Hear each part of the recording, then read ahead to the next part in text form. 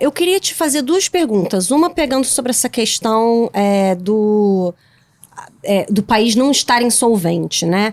A nossa situação aí de juros futuros, né? Até a gente está vendo aí no retorno, na rentabilidade dos ativos de renda fixa, dos títulos públicos, e o nosso câmbio, não estão refletindo, talvez, uma situação pior de um país mais próximo da insolvência do que realmente está? Aí eu queria saber a sua opinião nesse ponto. E sobre o arcabouço fiscal, por que o arcabouço fiscal não foi o suficiente para equilibrar esse risco fiscal? É uma descrença na capacidade do governo de cumpri-lo? É realmente o que falta é esse plano de corte de gastos? O que falta para o arcabouço ser efetivo? Deixa eu lhe dizer, Júlia, esse termômetro que é a taxa de câmbio, ele é muito importante. Porque o dólar é uma coisa que até os políticos, que muitas vezes não entendem de economia, no detalhe, etc., reagem ao dólar. Nossa, o dólar vai bater 6, ou vai passar de tal patamar. Então, isso acende o sinal de alerta. É um termômetro, sem dúvida, porque ele revela, na verdade, a demanda relativa por dólares. E se essa demanda relativa por dólares está muito alta, seja por uma escassez de oferta, porque está entrando menos fluxo de boa qualidade, ou porque aumentou mesmo a demanda absoluta por dólares, né? Quando ele sobe, isso pode afetar a inflação, e os políticos sabem que isso é caixão e vela preta. Então eles já antecipam, e aí surgem coisas como: vamos apresentar um pacote fiscal.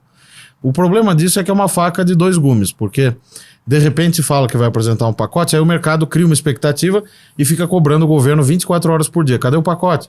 Aí a Globo News, a CNN, todo mundo, olha aí, terceira semana, agora quarta semana de promessa que não foi cumprida.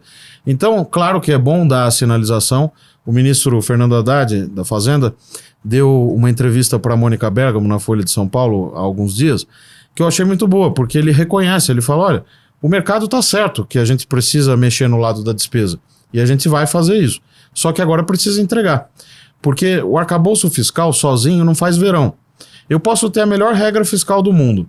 Quando foi aprovado o antigo teto de gastos, por uma emenda à Constituição, número 95 de 2016, no governo Temer, a gente vinha de um período, com a presidente Dilma, que ficou marcado pela chamada contabilidade criativa. Você foi desmontando por dentro aquele regime de geração de resultados primários, que vinha desde o governo do presidente Fernando Henrique. E que parou de pé também nos governos do presidente Lula, mas depois foi sendo desmontado aos poucos porque tinha um diagnóstico de que o Brasil já tinha feito muito superávit e que precisava gastar para crescer. Gasto é vida, acho que é. O gasto é vida, que precisa investir.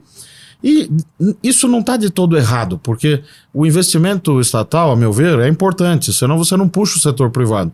E aí a nossa formação bruta de capital fixo vai ficar para sempre num nível muito baixo, a renda per capita não aumenta.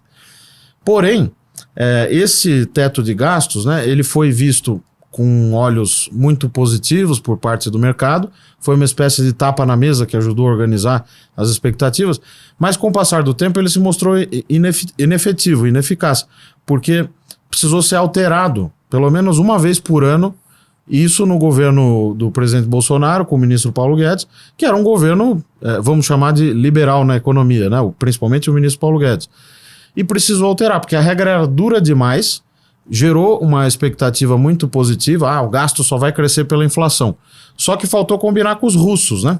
No caso, os russos com a Constituição Cidadã, que determina que o salário mínimo cresce, que a Previdência cresce, o abono salarial, o seguro-desemprego são indexados, a educação e a saúde sempre aumentam junto com o aumento da receita, mesmo sem avaliação se esses gastos são positivos ou não.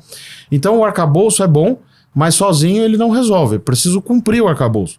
Se o arcabouço for cumprido e o governo conseguir mostrar que ele vai ser cumprido, e aí não adianta só medidas de curtíssimo prazo, tem que ser coisas que mirem 10 anos, 20 anos, para recobrar essas condições de equilíbrio fiscal.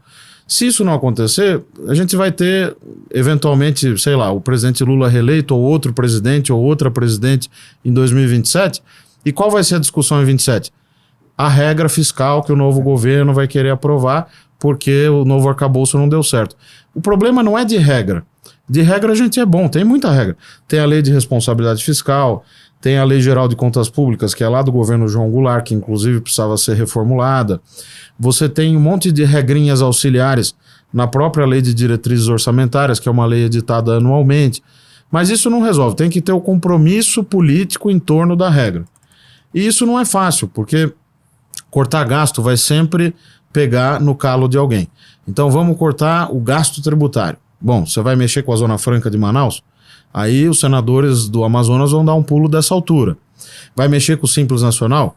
Mesma coisa, vai ter todo o setor organizado em torno disso. Vai mexer com o regime especial da indústria química. E a mesma coisa é o gasto. Vai mudar o BPC? Ou vai mudar uma regra de indexação ao salário mínimo? Então, todas as mexidas que precisam ser feitas, a meu ver, tem que ser uma mistura de um pouquinho de cada coisa para que dê um montante relevante no curto prazo e também para que ao longo do tempo você consiga fazer a despesa crescer menos e encaixar esse crescimento da despesa na capacidade de geração de receita do país, que no fundo é o crescimento econômico.